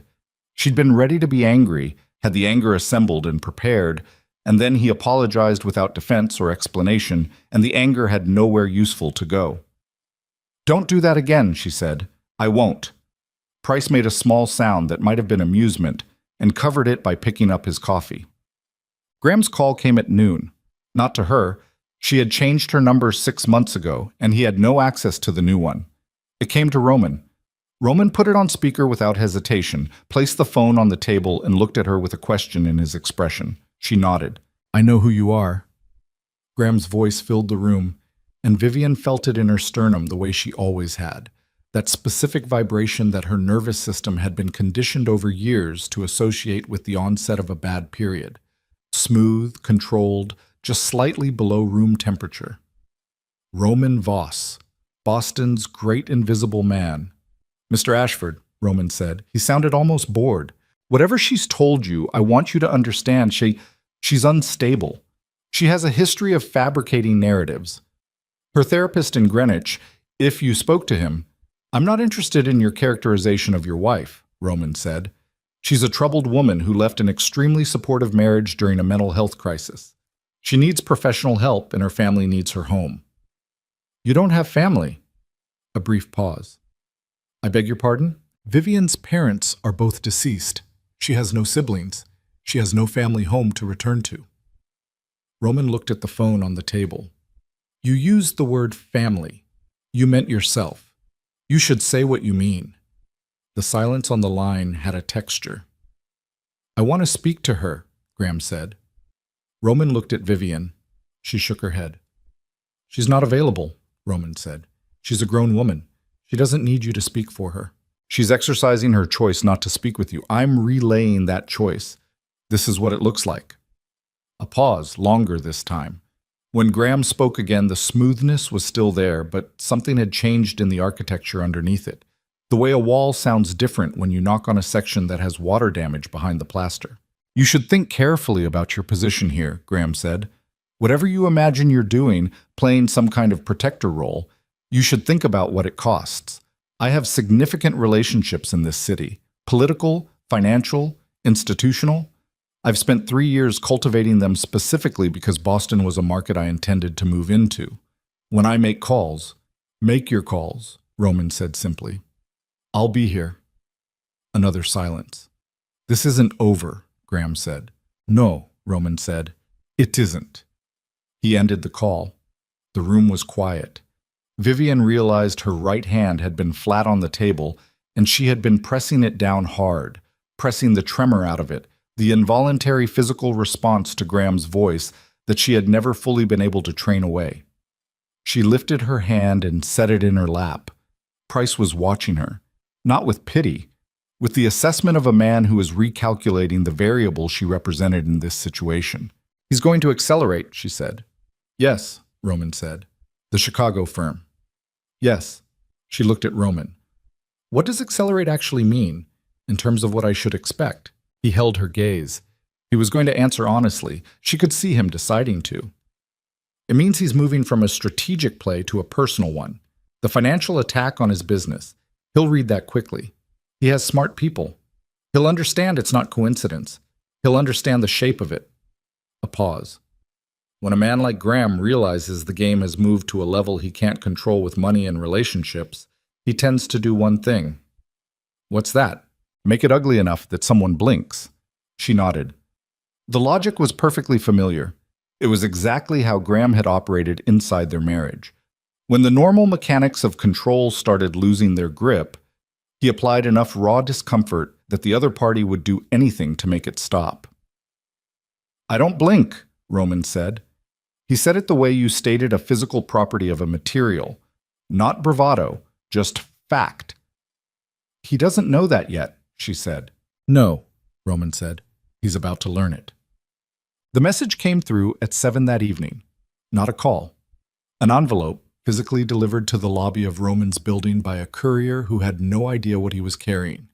One of Roman's men brought it upstairs, and Roman opened it at the kitchen counter with Vivian standing 4 feet away. He read it. His face gave almost nothing. Almost. He handed it to her. It was brief. Printed, not handwritten. No signature. She wasn't the first one you watched. Ask him what happened to the woman in Providence. Vivian read it twice. The words sat on the page with the specific cold weight of a piece of information deployed as a weapon. She looked at Roman. He was very still. "What happened in Providence?" she asked. He looked at her, and there was something in his face for the first time. Not fear, not guilt exactly, but the expression of a man who had been carrying something heavy in a place he thought was hidden and had just discovered it wasn't as hidden as he believed. He said her name, just Vivian, and the way he said it had a quality she had not heard from him yet, a quality that told her the answer to the question was not going to be simple and was not going to. He said her name, just Vivian, and the silence after it had the specific weight of a man standing at the edge of something he had been walking toward for a long time without admitting the direction. She set the paper down on the counter. "Providence?" she said again. Not a question this time. A position. Roman looked at the envelope rather than at her, and that single small deflection told her more than anything he could have said. In the 36 hours she had spent inside this man's orbit, she had learned one reliable thing about him. He held eye contact the way other men held their ground. When he looked away, it cost him something. "There was a woman," he said. The room was very quiet. Kellen had left an hour ago. Price was somewhere in the building, but not in this room. It was just the two of them and the harbor outside going dark in the early November evening, and a piece of paper on the counter with 11 words on it. Her name was Claire Uten, Roman said. She was 29. She worked in the financial district in Providence, mid-level position at an asset management firm. She lived alone. He paused. She was in a situation similar to yours. The man she was with, his name doesn't matter now, operated in legitimate real estate on the surface and had connections to organized distribution networks on the other side. He was not connected to my organization, but he moved in peripheral spaces where my people had visibility. Vivian stood very still. "I became aware of her situation approximately 2 years ago," Roman said, "through the same kind of indirect channel. Someone in my network flagged the circumstances. I made similar arrangements, employment stability, neighborhood security structure, a set of options if she chose to use them." He stopped. "I did not introduce myself. I did not make contact. I operated the same way I operated with you, from a distance, through structure." "What happened to her?" Vivian said. Roman's jaw moved. "The man she was with discovered the security arrangement around her. Not my people specifically. He didn't know the origin. But he recognized that the infrastructure around her life had changed, and he moved before I anticipated the timeline. A pause, and the pause had texture, had the specific density of something being carried a long time. She was killed in her apartment 8 months after I began the arrangement. The harbor light moved on the glass behind him. Vivian heard her own breathing. She heard it very clearly, the way you heard small sounds in a room when the larger sounds had stopped. "You protected her," she said. "The same way you protected me." "Yes." "And she died anyway." "Yes." She took a step back from the counter. Not away from him, just back, just needing the extra foot of space to process the geometry of the information. "Graham sent this," she said, looking at the paper. "Yes. He found out about Providence somehow. He has investigators. He's had them working on me since the mall." Roman's voice was flat, not defensive, carrying the information the way you carried something with sharp edges, carefully, with awareness of what it could do. He found Claire's name, found the connection, found enough of the shape of what happened. He's using it as a lever. A lever for what? To make you doubt me. He finally looked at her directly. To make you ask whether what happened to her is what's going to happen to you. The question sat in the air between them. "Is it?" she asked. He held her gaze. "I don't know." It was the worst possible answer. It was also, she understood with the cold, clarifying precision of a woman who had spent years being told comfortable lies, the only honest one available. "You don't know," she repeated. "What happened in Providence happened because I underestimated the speed of his response and overestimated the protection my structure provided. I believed the distance I maintained made the arrangement invisible. I was wrong." His voice didn't change in tone, but something in it shifted. Something underneath the control, some frequency she hadn't heard from him before. "I have not made peace with that. I don't intend to." Vivian looked at him for a long time. She was trying to identify what she felt, and the landscape of it was complicated. There was fear in it, yes, the cold, specific fear of learning that the architect of her supposed safety had a precedent failure with a body count. There was something that might have been anger. There was also, impossibly, something that was almost the opposite of what she expected to feel. A terrible, unwanted clarity. Because Roman Voss was standing in his own kitchen telling her a story that destroyed his credibility as her protector, and he was telling it anyway. Graham would never have done that. Graham would have buried Claire Outen so deep in the architecture of a better story that the name would never have surfaced. "Why are you telling me?" she asked. "Because you asked." "That's not enough of a reason." "Because you deserve the information." A pause. "And because if I let you find out a different way, I become a different kind of man than the one I'm trying to be." She looked at the paper on the counter. 11 words. Ask him what happened to the woman in Providence. Graham had deployed this precisely, she understood. Not in a phone call, not confrontationally, but in a physical note, something she could hold, something that had presence. Because Graham understood the psychology of objects, of evidence, of the thing you could look at when someone was telling you a version of events. She picked up the paper and folded it once and put it in her pocket. Roman watched her do it. "I need some time," she said. "Okay. I'm not leaving. I just need an hour. Don't talk to me for an hour." He nodded once, and she walked to the guest room and closed the door and sat on the edge of the bed in the dark with her hands pressed flat on her thighs and let herself feel the full weight of the situation without managing it. Claire Outen was dead. A woman she had never met, whose situation had apparently rhymed with hers closely enough that the same man had arranged the same invisible scaffolding around her life, and it had not saved her. The man who had not saved her was currently on the other side of a door, and Vivian was choosing, moment by moment, to remain in his building. She sat with that for a long time. The fear was real. The doubt was real. But underneath both of those, she kept returning to one thing. Graham had sent this information as a weapon. He had found it and shaped it and deployed it with the specific intention of making her run, either out of Roman's orbit and back towards some configuration Graham could control, or simply into enough panic and instability that she became easier to collect. She knew how Graham used information. She had watched him do it for years. He did not send you the truth to set you free. He sent you the truth when the truth was the sharpest available instrument. She sat in the dark for 50 minutes. Then she went back out. Roman was where she'd left him, at the kitchen counter, but the mat device was put away and he was just standing with a glass of water, looking at the harbor. He turned when she came in. She stood in the middle of the room. "Claire Houghton," she said. "Was there anyone? Family, friends? Someone who knows what happened to her?" He studied her expression, reading the question behind the question. "A sister. In Warwick. She knows Claire's relationship was dangerous. She doesn't know the full shape of the rest of it." "Does she know your name?" "No." Vivian nodded. "When this is over, when Graham is handled, I want you to make sure she knows. Not everything, but enough." She paused. Claire deserves to have someone in her life understand that she wasn't alone in it, even if the person who was there didn't do enough. Roman was quiet for a moment. "Yes," he said. "Okay." She moved to the counter and poured water and drank it, and felt herself come back to the practical requirements of the present moment. "Graham is escalating," she said. The note was escalation. He's trying to destabilize the situation before the Chicago people move. "Yes, my read as well." "What's the timeline on the Chicago contract?" "Kellen's working on the dissolution.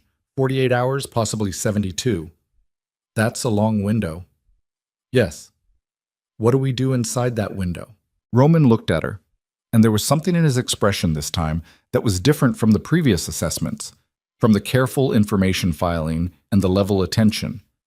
Something that was briefly, almost imperceptibly, not professional. "We hold the position," he said. They held it for 19 hours. At 6 the following morning, Kellen walked in without knocking, which told Vivian, before he said a single word, that the information he carried had overridden protocol, and set his laptop on the table with the screen facing Roman. Vivian was in the kitchen. She didn't move. Roman looked at the screen. His face went through a brief, controlled sequence that she was learning to read. The initial reception, the processing, the compression of reaction into the flat, steady exterior. This time, the compression took slightly longer than usual. "When?" he said. 40 minutes ago, Kellen said. "The Chicago contact confirmed cancellation this morning, which we read as the contract being dissolved." It wasn't. Kellen's voice had the particular tightness of someone delivering news they had personally failed to prevent. Graham didn't hire through Chicago. He used Chicago as the visible line item. The actual operational team is local, Boston-based, private, been in place since yesterday morning. The room was very quiet. "How local?" Roman said. Kellen looked at the screen. "The team leader has a prior working relationship with Derek Cahill." Roman was still. "Cahill," Vivian said from the kitchen. Both men looked at her. "Graham's business partner. I told you about him." "Yes," Roman said. He looked at Kellen. "Cahill is Graham's Boston infrastructure. He's been in the city for 6 months," Kellen said, establishing the market relationships Graham claimed to be building. The legitimate business story was cover. Cahill's been building operational capacity, local contacts, venue access, transit routes. A pause. "He knows the city." Vivian set her glass down very carefully. "Graham wasn't improvising when his Connecticut people were redirected," she said. "The understanding assembling itself in real time, the pieces dropping into their correct arrangement with the horrible efficiency of a pattern you should have seen sooner. He already had a secondary operation in place. The Chicago name was a misdirection. While you were working on dissolving that contract, the real team was already positioned," Roman said. The silence had a different quality now. Not the silence of a conversation pausing, but the silence of a situation that had just changed shape entirely. Roman looked at Kellen. "Where are they now?" "That's the problem." Kellen turned the laptop slightly. "We had 3 locations under watch. All 3 went cold in the last 2 hours. They moved." "To where?" Kellen's jaw tightened fractionally. "We don't know." Price came in from the side corridor. He had his jacket on, which meant he'd come from outside. His face had the particular set of someone who had been moving fast and had arrived with information they didn't want to be carrying. He looked at Roman, then at Vivian, then back at Roman. "Tell me," Roman said. "The gallery," Price said. "Callaway Gallery on Newbury. There are 2 men inside. They've been there for 40 minutes. A pause that had weight in it. They have Dara Sims.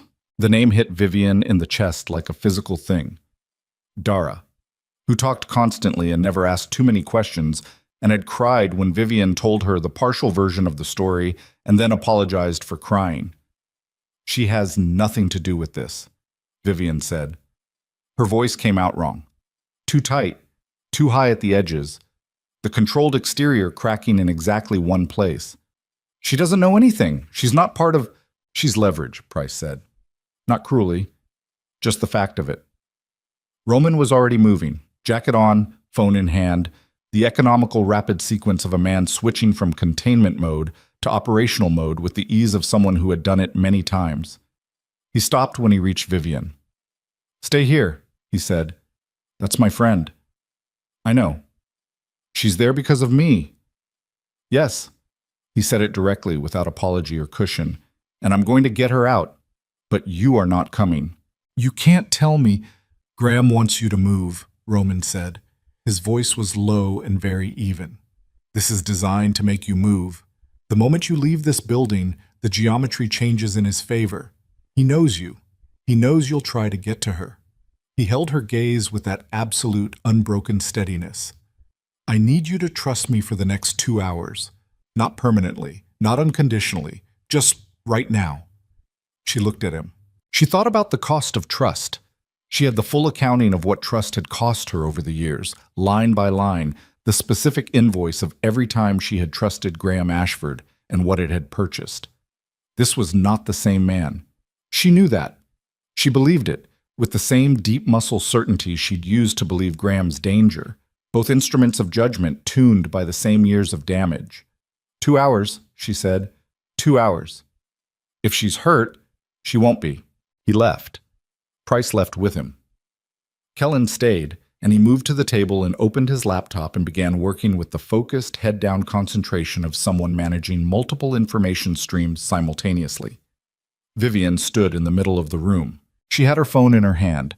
She could call Dara's number. She knew it was useless, knew the phone was probably being monitored, knew making the call would give Graham confirmation of her emotional investment, which he would use with the same precision he used everything. She knew all of that. She called anyway. 3 rings. A man answered. Not Dara. Ms. Hart. The voice was professional, neutral, the voice of someone doing a contracted job with no particular animus. Mr. Ashford would like to speak with you.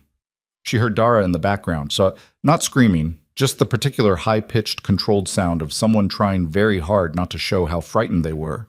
And Vivian recognized it because she had made that sound herself in a dozen different rooms over 5 years.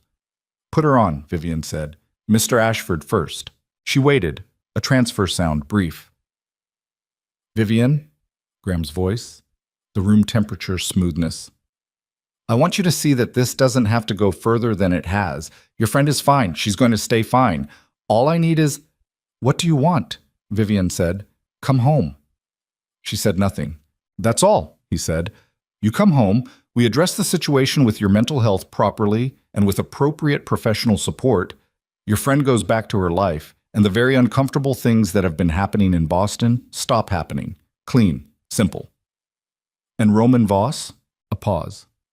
Mr. Voss is a businessman who involved himself in a private family matter.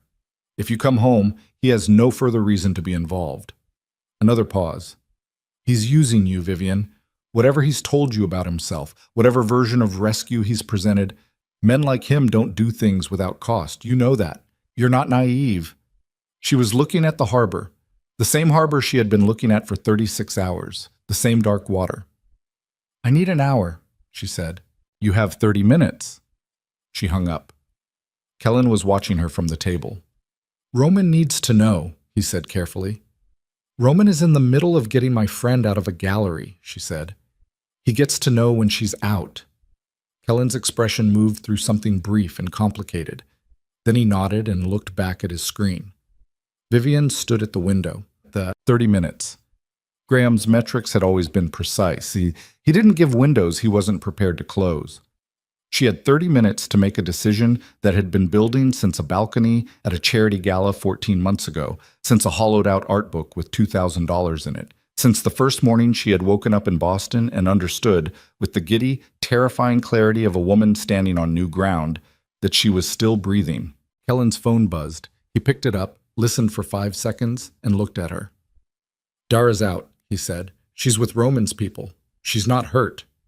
The relief moved through her like a physical thing, like something structural that had been holding tension suddenly releasing. She closed her eyes for exactly 3 seconds. Then she opened them and made the call that she knew, even as she was making it, had only one possible outcome. Graham picked up on the first ring. "I'll come," she said. "Tell me where." The silence on his end had a quality she recognized.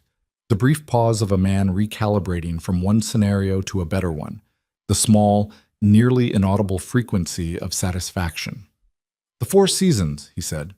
"1 hour. Come alone." She hung up. She turned from the window.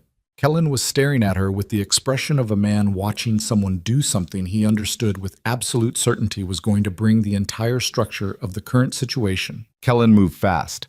He was around the table before Vivian had fully turned from the window, and he put himself between her and the elevator with the physical certainty of a man who had been trained for exactly this kind of intervention. Not aggressive, not threatening, just present, immovable, a wall in a jacket. "You can't go," he said. "Get out of my way. Roman is not here." She looked at him directly. Her voice had a quality she didn't fully recognize in herself. Not calm exactly, but past panic, past the register where fear expressed itself as trembling. She was operating in the cold, clear frequency that existed on the other side of the decision already made. "Dara is out. I'm glad she's out. Now move. He'll be back in 20 minutes. I have 50. Kellen's jaw worked. He was doing the math she was doing.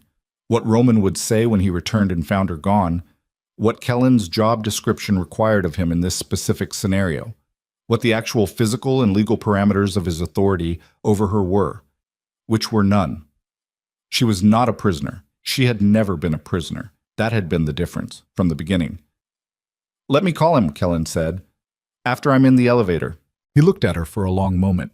His expression had the particular quality of a man choosing between two versions of failure. He stepped aside. She was in the elevator before he had his phone to his ears. The November air hit her on the street like a correction. Cold and sharp and real, the kind of cold that made the inside of your nose ache and your eyes water slightly at the corners. She walked fast, not running, her coat pulled tight, and she put 4 blocks between herself and Roman's building before she stopped at the edge of a crosswalk and let herself breathe. She had 50 minutes. Graham's hotel was 12 minutes by car, 8 if traffic was moving. She had time. She did not call a car from her own account. She used cash at a taxi stand on Atlantic Avenue, folding 2 20s into the driver's window without making conversation, and sat in the back with her hands flat on her thighs and the folded note from Graham still in her jacket pocket. Her phone buzzed. Roman's number. She let it ring. It rang again immediately. She picked up. Don't. His voice had a quality she hadn't heard from him before. Not anger. Something rawer than anger. Something with edges. "Vivian, do not walk into that building." "Dara's out," she said. "You got her out." "That doesn't mean—" "I know what it means." She watched the city move past the taxi windows. The old brownstones, the river glimpsed between buildings. Her city. The one she had chosen. "He's not going to hurt me in a public hotel. He's too careful for that. He needs it to look like I came back willingly. You don't know what he has in that room." "I know him better than anyone alive." She paused. "That's not comfort. I understand what it is, but it's the truest thing available." Silence on the line. She could hear him moving, the sound of him in transit, quick footsteps, a door. "I'm 12 minutes behind you," he said.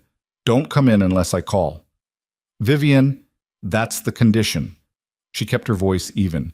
"You come in and he sees you and everything becomes a different problem. You wait. I call." A pause. "Trust me for the next 2 hours. That's what you said to me."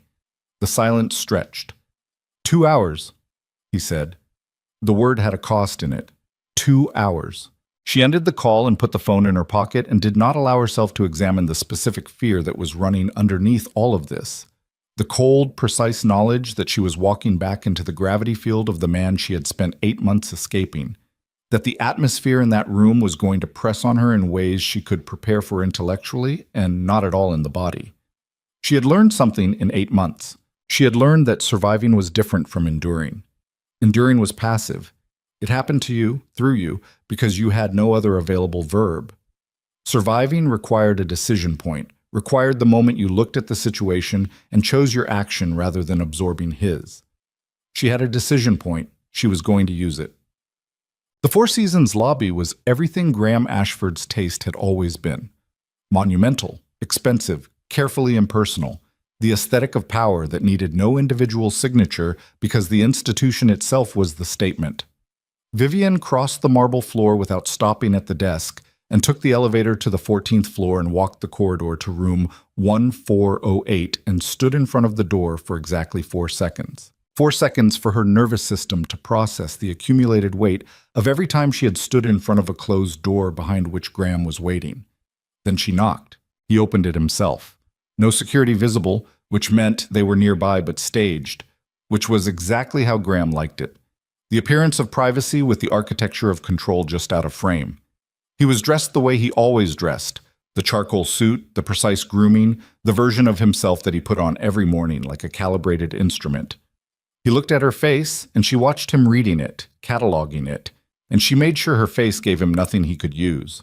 "Come in," he said, stepping back. She came in. The suite was large and spare and looked over Boylston Street, the afternoon traffic moving in the flat November light 14 floors below. A table near the window had papers on it. She clocked them without looking directly, identified the format, legal documents, divorce settlement probably, or something that wore that costume. Graham closed the door. She turned to face him and kept 3 meters between them, her back not to anything, her sight line to the door clear. She had done this without thinking about it, the positioning instinctive, learned. He noticed everything. "You look tired," he said. "Tell me what you want, Graham." "I already told you." He moved to the table, not toward her, and picked up the top document from the stack, unhurried, the performance of a man with all the time in the world. "This is a reconciliation agreement. It's fair. More than fair. You return to Connecticut, we resume the marriage under a structured arrangement with professional support, the asset division remains in place, and the matter of this past 8 months is addressed privately rather than through any proceedings that would be uncomfortable for both of us. You hired men to take me off a street," she said. "I hired men to locate you. The specifics became more complicated than I anticipated." He set the document down. "That's over. This," he gestured at the papers, "is what's available now. And if I say no," he looked at her. The room temperature of his gaze had not changed. "Your position becomes considerably more difficult," he said. "Roman Voss is not a solution to your situation. He's a complication. A man with enemies and a criminal infrastructure that federal agencies have been trying to dismantle for years. When that dismantling happens..." He paused, and the pause was architectural, built to carry weight. "You don't want to be inside that building when it comes down. Are you threatening to contact federal agencies? I'm describing the reality of the man you've chosen to rely on. That's not an answer." He smiled. It was the small, precise smile that she had learned over years was the most dangerous expression in his repertoire. The one that appeared when he believed he had already won and was now simply executing the conclusion. "I've been in contact with agents from the Financial Crimes Unit for the past 10 days. I provided them documentation on Voss's operational structure, his legitimate business filings, his operational cash flows, the discrepancies between declared income and actual asset acquisition." He tilted his head fractionally. "I didn't fabricate anything. I simply organized what exists. The investigation that follows will be his problem to manage, unless I come home. Unless the situation resolves in a way that removes my motivation to continue cooperating with federal inquiries." There it was. She stood in the middle of the suite and felt the full architecture of it settle around her. Graham had not panicked. Graham had not escalated out of control, despite every sign she and Roman had read as escalation. He had been building this. The mercenaries, the Chicago misdirection, Dara at the gallery. All of it was pressure. The same pressure he had always applied, methodical and calibrated. designed to move her from one position to another until the position he needed her in was the only available space. He had filed information with federal investigators. Whatever Roman had done in 11 years of running an empire in the shadows of this city, Graham had packaged it and handed it to people with subpoena power. And he had done it before she had even seen him in the mall, before the intervention, before any of this. She had not been the target of a plan. She had been the trigger of a plan that already existed. She felt the floor shift, the same tilt she had felt in Roman's kitchen, learning about Claire Uten, and she stood inside it and did not let it reach her face. "I need to use the bathroom," she said. Graham's eyes moved. "Vivian, I need a minute, Graham." She let the exhaustion into her voice because it was real, and because letting him see the exhaustion served her right now. It confirmed the picture he wanted, the picture of a woman at the end of her options, turning back toward the available gravity. "Please." He studied her for a moment, then he gestured toward the corridor to the left. She walked into the bathroom and closed the door and turned on the tap and looked at herself in the mirror above the white marble sink. Her face.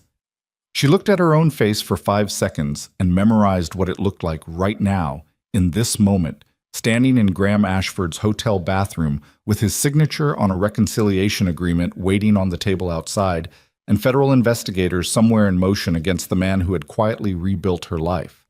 Then she took out her phone. She didn't call Roman. She called a number she had memorized 8 months ago and never used, a number her therapist had written on a card and told her to keep. The number for the Domestic Violence Legal Advocacy Office that operated out of a building on Commonwealth Avenue. The one staffed by attorneys who specialized in exactly this species of trap. A woman answered on the second ring. "My name is Vivian Hart," she said very quietly, the tap still running. "I'm in a hotel room with my estranged husband. He has a reconciliation agreement he's trying to get me to sign, and he's told me he's been cooperating with federal investigators against a third party as leverage." She paused. "I need to know if what he's describing is legal coercion." 3 seconds of silence.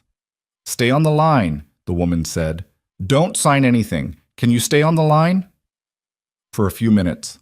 "That's enough. Tell me the name of the federal unit he mentioned." She told her. The woman's keyboard was audible. 30 seconds. "Okay," the woman said. "Using the withdrawal of cooperation with a federal investigation as a condition for a private agreement is extortion under Massachusetts statute. If he's made that offer explicitly and you can document it—" "I have a phone that's been on since I entered the room," Vivian said. A pause. "Get out of that room," the woman said. "Right now, if you can. Don't sign anything. The audio is documentation. We can work with that." Vivian turned off the tap. She looked at herself in the mirror one more time. She put the phone in her jacket pocket without ending the call. The mic open, and she opened the bathroom door and walked back into the suite. Graham was standing at the window with his back to her, looking at Boylston Street below. He turned when she came in. "Have you had enough time to think?" he said. "I've had exactly the right amount of time," she said. She crossed the room to the table with the documents. She picked up the reconciliation agreement and looked at it. 3 pages. Dense type. Graham's attorney's letterhead at the top. "I have a question," she said, keeping her voice conversational.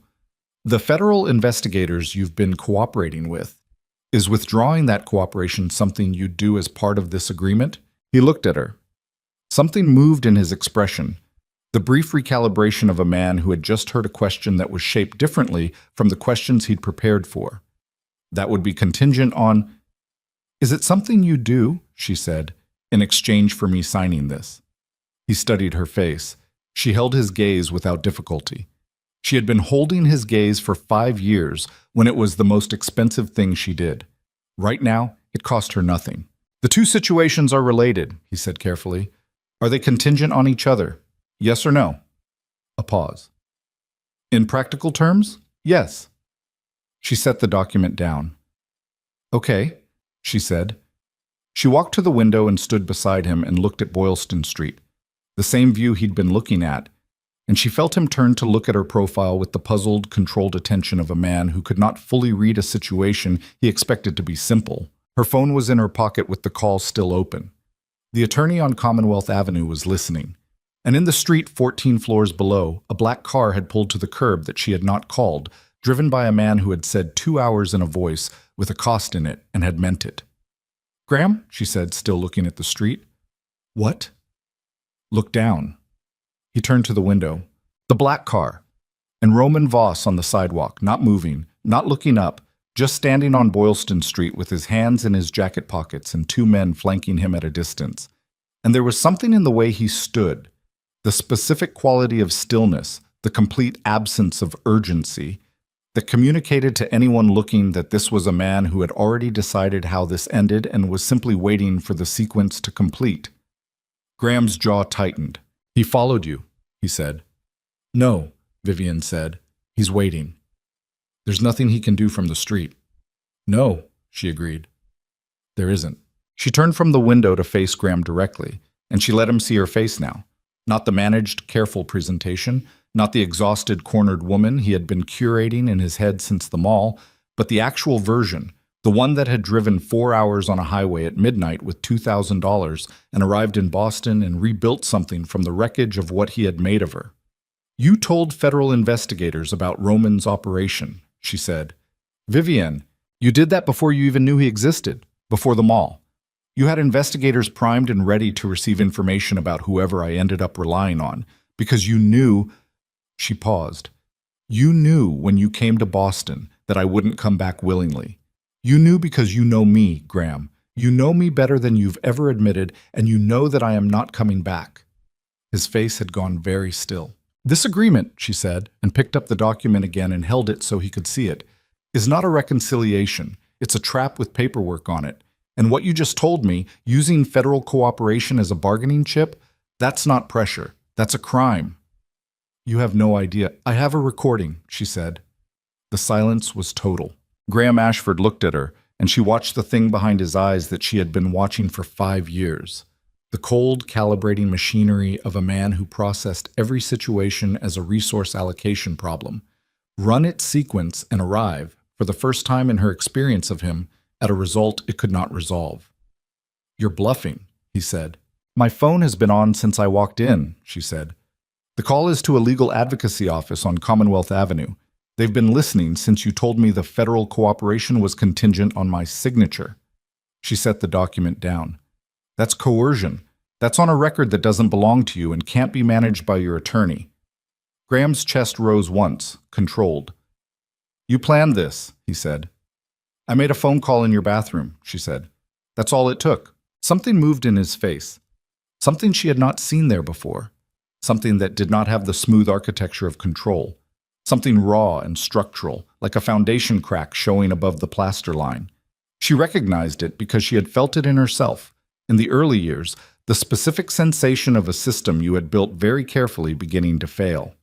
He moved, not toward her, toward the table, toward his own phone, the quick, purposeful movement of a man reaching for his instruments, his resources, the infrastructure of money and lawyers and cultivated relationships that had been the operational core of his power for 15 years. His hand closed around the phone, and the door of the suite opened. Not broken open, just opened, with a key card, quietly, the way a door opens when the building's security infrastructure has already been rerouted through a different chain of authorization. Roman Voss walked in. He looked at Graham. He looked at Vivian. He took in the room in one sweep. The table, the documents, the phone in Graham's hand, her position near the window, and then he looked at Graham again and stood still. "Put the phone down," he said. Graham's hand tightened on it. "You just broke into a private hotel room. That's—" "The hotel's security director is a man named Walsh," Roman said. "He's worked here for 11 years, and he was in financial difficulty 18 months ago. I resolved that difficulty. He resolved this door." He looked at Graham with the flat, absolute attention of a man who had made all his decisions before entering the room. "Put the phone down." Graham put the phone down. Not because he wanted to, because the mathematics had changed, and he was smart enough to know when the equation had shifted past the point where his variables still produced a favorable outcome. He set the phone on the table with the careful deliberateness of a man performing composure he no longer entirely had. And he straightened his jacket, and he looked at the 2 people standing in his hotel suite. "This doesn't end here," he said. His voice was still smooth, still room temperature. But underneath it, something had cracked, and Vivian could hear it the way you heard the difference between solid ice and ice with water moving beneath it. "No," Roman said. "It doesn't." He reached inside his jacket and set a folder on the table beside the reconciliation agreement. He did not open it. He just set it there. "That's a copy," he said. "The original is with 3 separate parties, an attorney in New York who holds it in escrow, a journalist at the Globe who has agreed to a publication hold pending my instruction, and a partner at the firm that audits Ashford Development Group's primary investor." "Sup what?" He paused. "It documents every financial transaction you've made in the past 4 years that crossed from gray into black. Not allegations, documentation, correspondence, wire records, the specific arrangements you made with 2 city council members in Hartford to secure the Riverside contract." Graham's face had gone the color of old concrete. "That's fabricated," he said. "It's not." Roman looked at him with the patience of a man who does not need the other party to agree with the truth in order for the truth to function. You can spend the next year and a significant amount of your remaining liquid capital trying to argue that it is. Or you can understand what I'm telling you. "What are you telling me?"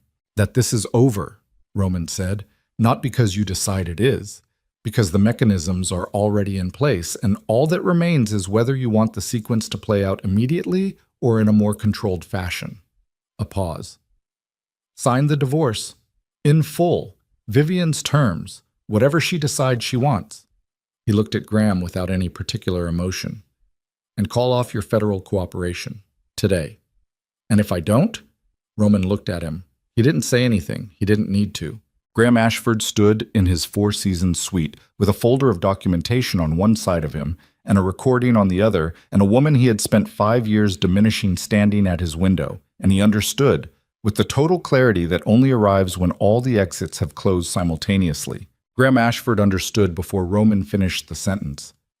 That was the thing about genuinely intelligent men in the moment of their own defeat. They didn't need the full argument. They saw the shape of it early, the way a chess player sees the endgame 6 moves out, and what followed was not comprehension, but the private, costly process of accepting what comprehension had already delivered. He stood in his suite with the folder on the table and the recording already made, and Roman Voss 3 feet away, and he looked at Vivian, not with the cold measurement she had learned to brace against over years, not with the room temperature control, but with something she had never seen from him before.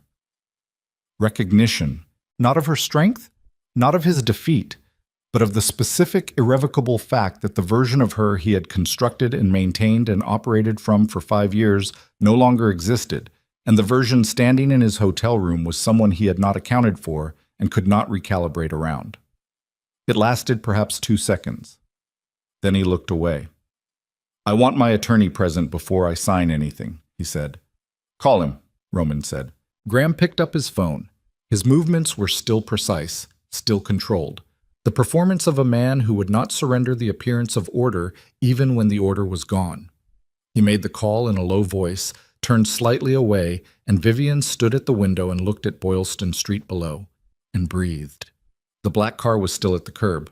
One of Roman's men on the sidewalk, hands loose at his sides, the patient posture of people accustomed to waiting. She was shaking. She became aware of it gradually. Not visible trembling, just the deep internal frequency of a system running on its last reserves, the physiological accounting that came after sustained adrenaline. Her legs felt wrong. Her hands, pressed against her own thighs, had a slight vibration in them that she locked down through muscle tension alone. She did not sit down. She did not let Graham see the shaking. Roman had moved to the far side of the room, near the door, and he was looking at his phone with the focused downward attention of someone receiving and processing information. He was giving her space, she understood, deliberate, calibrated space. The distance of a man who understood that this moment belonged to her, and that his presence in the center of it would diminish it. She appreciated that more than she would ever tell him. Terrence Fell, Graham's attorney, arrived 41 minutes later. He was a small, compact man in his late 50s with the specific grooming of someone who had spent decades in rooms where appearance was leverage, and he came through the door already reading the situation, his eyes moving from Graham to Roman to Vivian to the folder on the table to the reconciliation agreement, assembling the picture with the professional speed of a man paid to think fast. He took Graham to the far side of the suite, near the bedroom corridor, and they spoke in low voices for 8 minutes. Vivian did not try to hear it. She sat down finally in the chair near the window, and she put her feet flat on the floor and her hands flat on her thighs, and she did the breathing exercise her therapist had taught her, the one she had used 100 times in 100 difficult moments, and she let herself be a body in a room for a few minutes instead of a position in a strategy. Roman came and sat in the chair across from her. Not close, just present. "You okay?" he said quietly. "Define okay." "Upright, breathing, still here." "Then yes." He looked at her with that particular quality of attention that she had stopped finding unsettling and had started finding at some point in the past 48 hours simply true. Like weather, like the harbor, a thing that existed without apology. Fell came back across the room. Graham was behind him. "My client will sign the dissolution agreement," Fell said, and the professional flatness of it could not entirely cover the faint strain underneath, the attorney's version of the same recognition Graham had shown, that the situation had passed the point where his skill set was the relevant variable. Vivian's terms, as presented by her representation. "She doesn't have representation here," Roman said. "She'll need it," Fell said. "We won't execute in this room today. We'll schedule through proper channels, 30 days, both parties represented." Roman looked at Vivian. She looked at Fell. "The federal cooperation withdrawal happens today," she said. "Not in 30 days." Fell's expression moved. "That's a separate—" "It's not separate," she said. "Your client made it contingent. His word on a recording that has already been transmitted to 3 locations. The withdrawal happens today, documented, or the recording goes to the U.S. Attorney's Office this afternoon with a full written account of this conversation." Fell looked at Graham. Graham's jaw was a hard line. "Today?" he said. His voice was still level. She would give him that. The performance never fully collapsed, but it was performance now in a way it hadn't been before, and they both knew it. "I'll contact the relevant agent today." "In writing," Roman said. "Documented withdrawal. Kellen will need a copy." Fell made a sound that was almost professional offense, and not quite. "Fine," Graham said. The word sat in the room. Such a small word. Such a specific defeat compressed into 4 letters and a period. They were in the elevator before Vivian fully exhaled. Roman stood beside her and did not say anything, and the elevator descended in silence, and she watched the numbers drop. 14, 13, 12, and felt the floors between her and Graham Ashford accumulating like something solid, like distance that was also time, that was also a future she had not yet learned the shape of.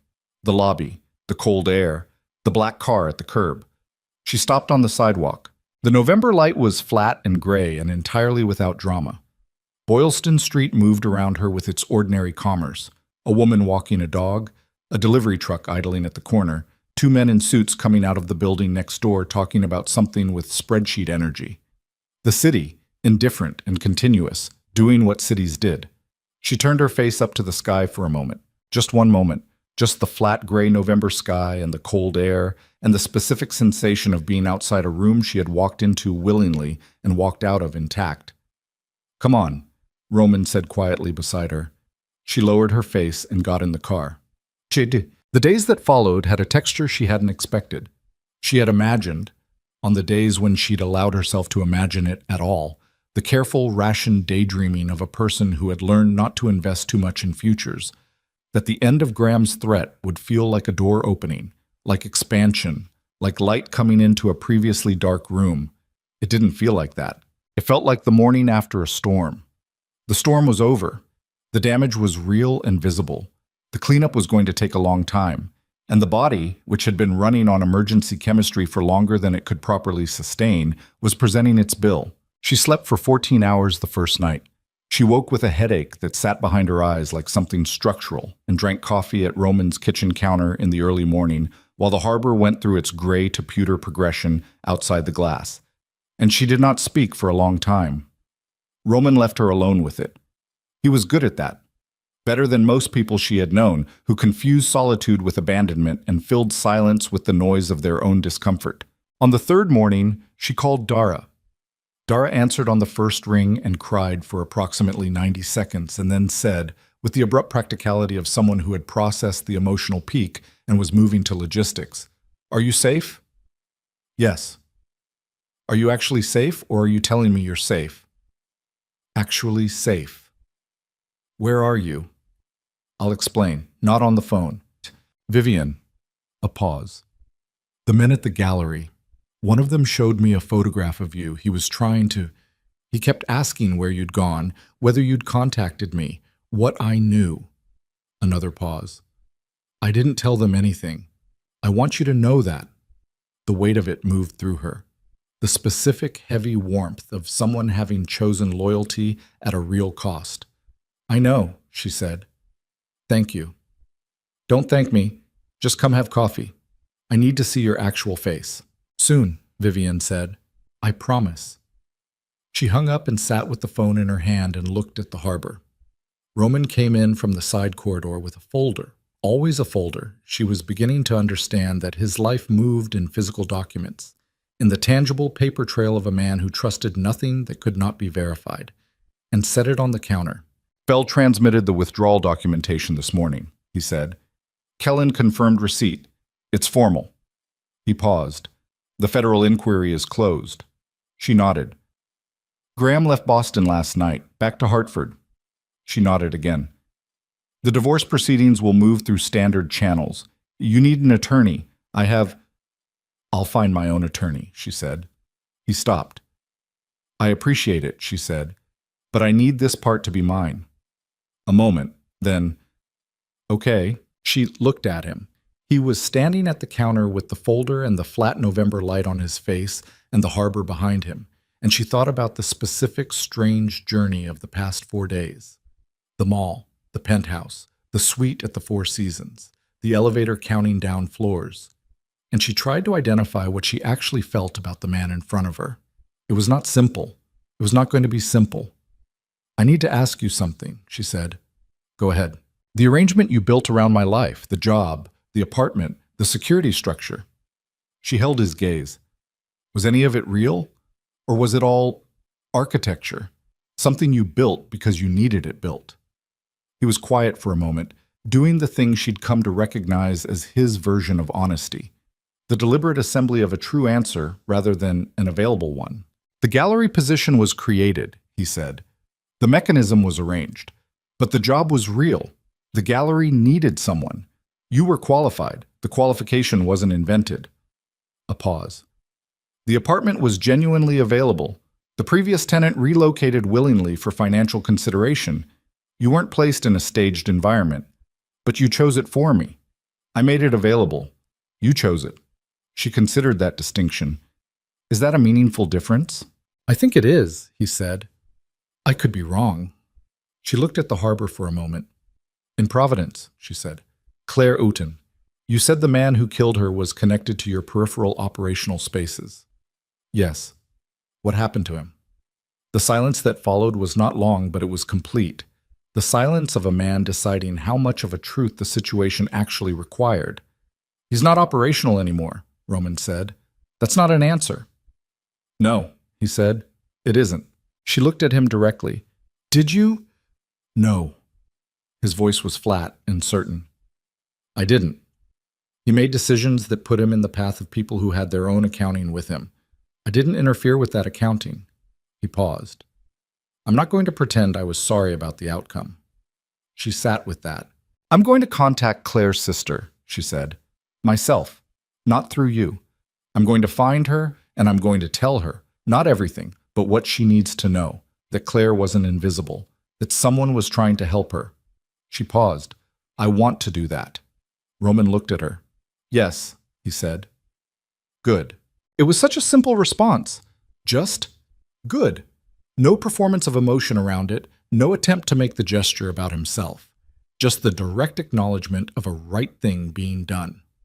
She thought, not for the first time, about how completely different it was to be seen by a person who had no interest in managing your perception of them. 2 weeks passed.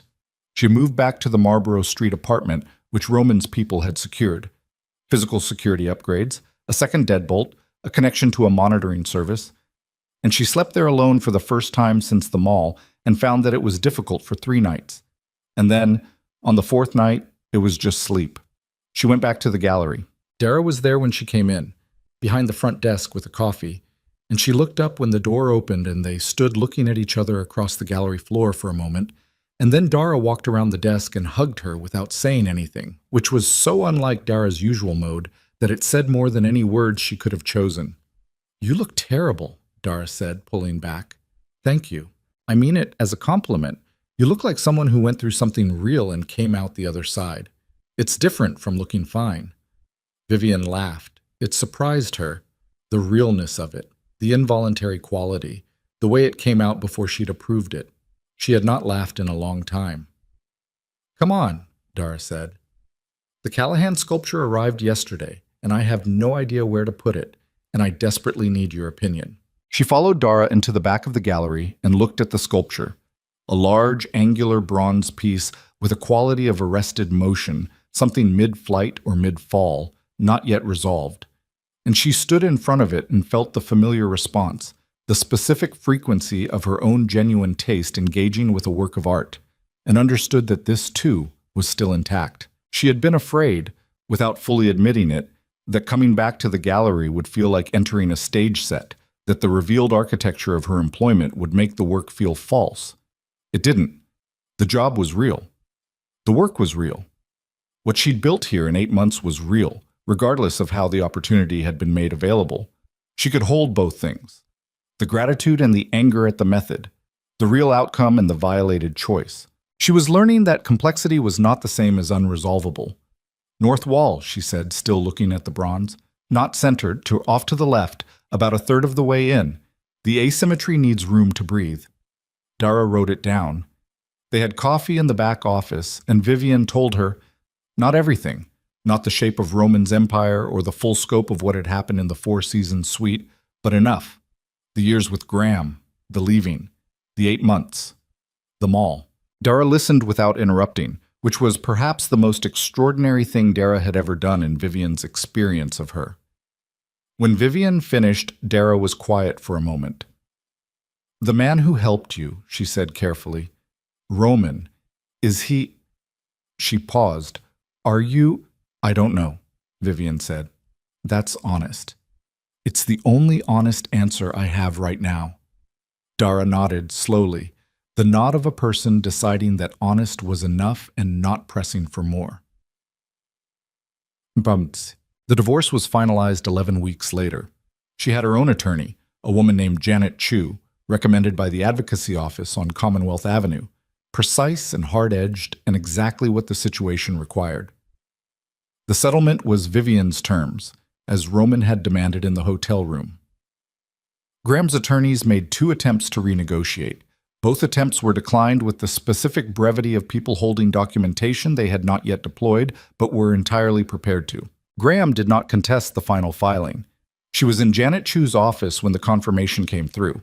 A notification on Janet's computer, a brief exchange of paperwork, the administrative finality of a legal institution processing an ending. Janet turned the screen so she could see it. Dissolution granted. Vivian looked at the words on the screen. She waited to feel the release she had imagined. The specific expansion, the door opening, the light in the previously dark room. It didn't come that way. What came instead was smaller and more real, a faint, quiet unclenching somewhere deep in her chest, something that had been held tight for so long she had stopped being aware of the tension, like a sound you didn't know had been continuous until it stopped. "Congratulations," Janet said with the measured warmth of a professional who understood that this word was complicated in this context and used it anyway because there was no better one. "Thank you," Vivian said. She walked out of the building on Tremont Street and stood on the sidewalk in the January cold.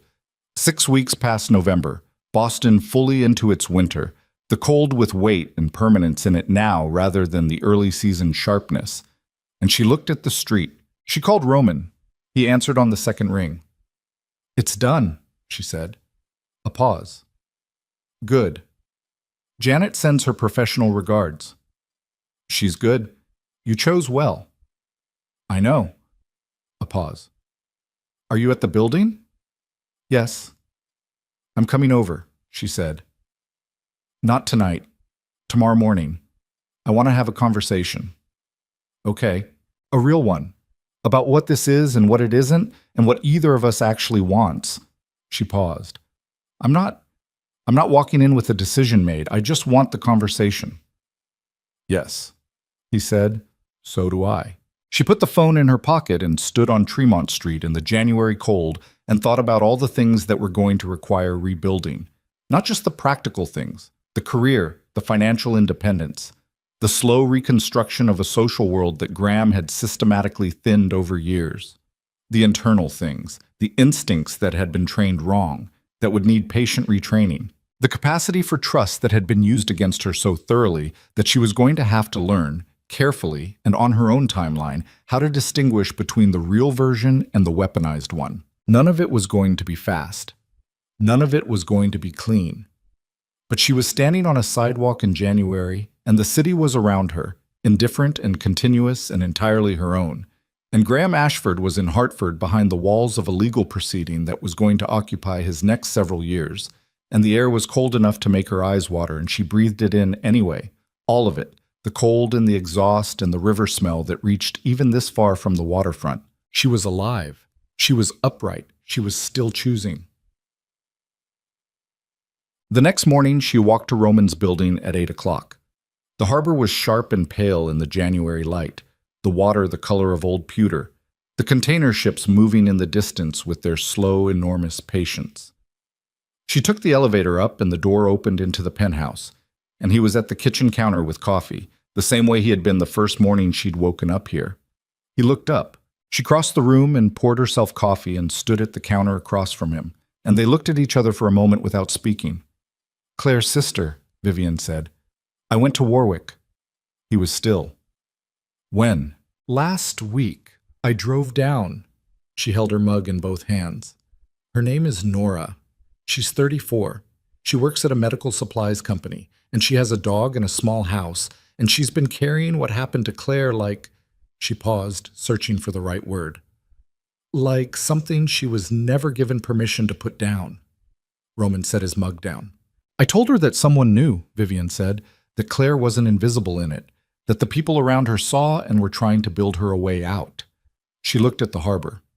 I didn't say your name. She didn't ask. She cried for a long time, and then she said she'd always wondered if Claire had known she wasn't alone in it, and I told her I thought she had. A pause. I don't know if that's true, but I believe it. Roman was quiet for a long moment. Thank you, he said. His voice had a quality she hadn't heard in it before. Not rough exactly, just less constructed, the controlled exterior at a lower setting than usual. I didn't do it for you, she said. Not harshly, just accurately. I know, he said. That's why I'm thanking you. She looked at him across the counter. In the January light, he looked like what he was, a man who had been making difficult decisions for a very long time and carrying the weight of some of them in ways that didn't show on the surface and showed everywhere underneath. She was not in love with him. She did not know yet if she was going to be. She was not even certain, standing here with her coffee and the harbor behind him and the whole unfinished question of what this was between them, that love was the correct frame for it. What she knew was this. He had watched her survive something and had offered his resources to her survival without making those resources conditional. He had told her the truth when the truth diminished him. He had given her room and time and the specific rare courtesy of not pretending to know better than she did what she needed. He was also a man who ran an empire built in darkness and had made choices she would never fully know the cost of and carried a dead woman in Providence like a stone he would not put down. Both of those things were true. She was learning, slowly and with effort, that the people worth knowing were mostly made of exactly this kind of both. I'm going back to the gallery today, she said. Good. I'm going to look for a new apartment, somewhere I chose myself. Yes, he said. You should. And I want to have dinner with you this week, she said. Somewhere public, not as a strategy, just as... She paused. Just as two people having dinner. Something changed in his face. Small, but real. Thursday, he said. Thursday, she agreed. She finished her coffee and set the mug down and looked at the harbor one more time. The pale pewter water, the ships, the far shore. Boston in January, cold and certain and entirely indifferent to her personal history, which was exactly what she needed from a city right now. She picked up her bag. Roman. He looked up. The woman you are when you're trying to be better than what you've been, she said carefully. That's the one worth knowing. She paused. I think you know that. I think you've been working toward it for a long time. She held his gaze. Don't stop. He looked at her with those dark, level eyes for a moment. No, he said. I won't. She walked to the elevator. The doors opened and she stepped inside and turned around and looked at him one last time. Standing at his kitchen counter in the January light with the harbor behind him and the whole complicated, costly, unfinished truth of who he was exactly visible in the way he stood, the way he watched her, the way he didn't reach for anything to fill the space between them with noise. The doors closed. She rode down through the building and walked out into the Boston January, the cold hitting her face like a flat, open hand, and she walked toward Newbury Street with her hands in her pockets and her chin up and the city moving around her in its continuous, indifferent, entirely beautiful way. She had run from a monster and walked into a different kind of darkness and found, inside that darkness, not rescue. She had rescued herself in the end, in a hotel bathroom with a phone call and 40 years of accumulated knowledge of exactly who Graham Ashford was and exactly how to use that knowledge against him. What she had found in the darkness was something rarer, honesty without agenda, space without conditions. A man who looked at the worst version of his own history and did not flinch from it and did not ask her to pretend it was smaller than it was. That was not salvation. That was something better. That was the beginning of something that could actually hold weight. She turned onto Newbury Street and the gallery was half a block ahead. The small bronze plaque on the door, the winter window display that she had arranged herself 3 weeks ago and still liked when she looked at it. Dara's shadow visible through the glass, already moving, already in motion, already talking to someone or to herself, the two options roughly indistinguishable. Vivian pushed open the door. The warmth of the gallery wrapped around her. The specific warmth of a place she had built something real inside of, the smell of the space, the light on the art, the ordinary miraculous fact of a Tuesday morning in January and a job she chose, and a city that had held her while she rebuilt herself from the component pieces of what Graham had tried to disassemble. Dara looked up. You look better, she said. I feel better. Good. Dara handed her a coffee. The Callahan sold. Which offer? The higher one, obviously. Vivian smiled. She took the coffee and walked to the center of the gallery floor and looked at the north wall where the bronze sculpture stood in the space they had placed it. Off-center, asymmetrical, mid-motion, not yet resolved. She looked at it for a long moment. Not yet resolved. That was all right. Some of the most honest things were exactly that.